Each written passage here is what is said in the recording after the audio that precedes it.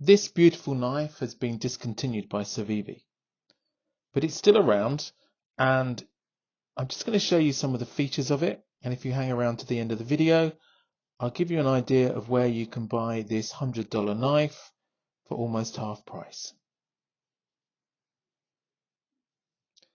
This is the Civivi Appalachian Drifter in olive micarta, and it's a really beautiful knife. I got this recently at Sharp Show in the UK. This is a second-hand but virtually new version, but I have seen it around still in some resellers and some knife shops. So let me just take you through some of the features. So starting off with the scales, these are olive micarta, and it has stainless steel liners and a stainless steel pocket clip. And the liners and the pocket clip match the blade, which is a stone washed stainless steel. The clip, it allows for tip up carry, and it's not reversible though. But as most people like it tip up, that's not too much of a problem. Let's take a look at the blade. So to get to the blade, it has a flipper. It's a small flipper, but it works really easily. You can see the blade here. This is in S35VN. So that's a high-end stainless steel, which has really good resistance to corrosion and chipping as well. You can see it's in grey stone washed with a long nail nick. And if you look at the edge of the blade, you can see it's a hollow grind, and it's got a decent blade edge to it. Not bad at all. I really like the clip point as well. I think it has a great shape to this. Just going through some of the dimensions for this. So the actual blade length is just about 3 inches or 75 millimeters, and the thickness at the thickest point is 2.5 millimeters or about 1/10 of an inch. And as I bought it, it is really sharp. So I don't think it was used much by the previous owner. In fact, it came new in the box, and I'll show you some of the things that came in the pouch with it. Just while we're looking at it open, the dimensions of it overall when open are about 7 inches or 170 millimeters. And closed, it's 98 millimeters or 3.8 inches. And the weight is a surprisingly light 70 grams. So I think that's pretty good for this. Just while we're looking at it closed, let's have a look at how well centered it is. You can see it's really nicely centered there. It's easy to open. It's very nail friendly. You don't really need to use the nail nick at all.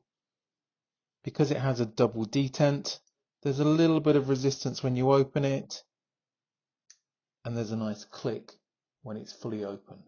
That's assuming that you open it with 2 hands. The flipper works really well. It's a small flipper, as you can see here,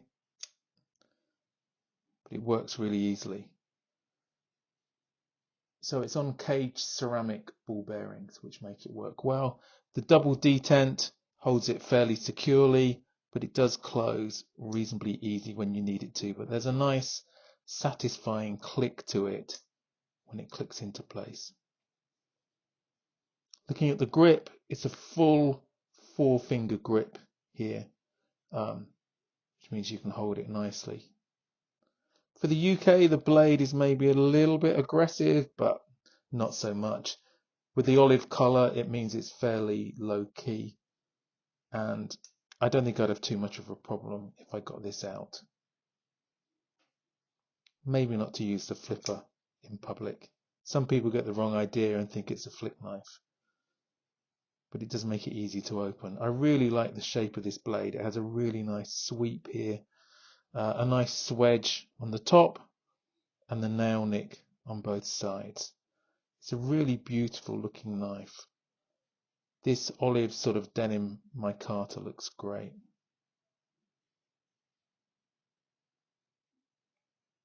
So let's compare it with some of the other knives I have. So as well as this drifter, the one that I have that compares most closely to it in size, I think, is the Real Steel Lunar Light. Very similar size, slightly different blade shape. Just to compare it to a Victorinox, which is always a good comparison. This is the Pioneer X Alox. So you just get a good comparison size for the blade. And then the only Spyderco I have, I do need to get some more.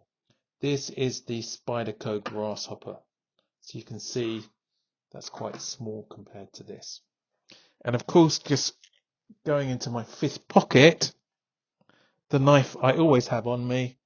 This is the Midnight Manager with a tiny blade.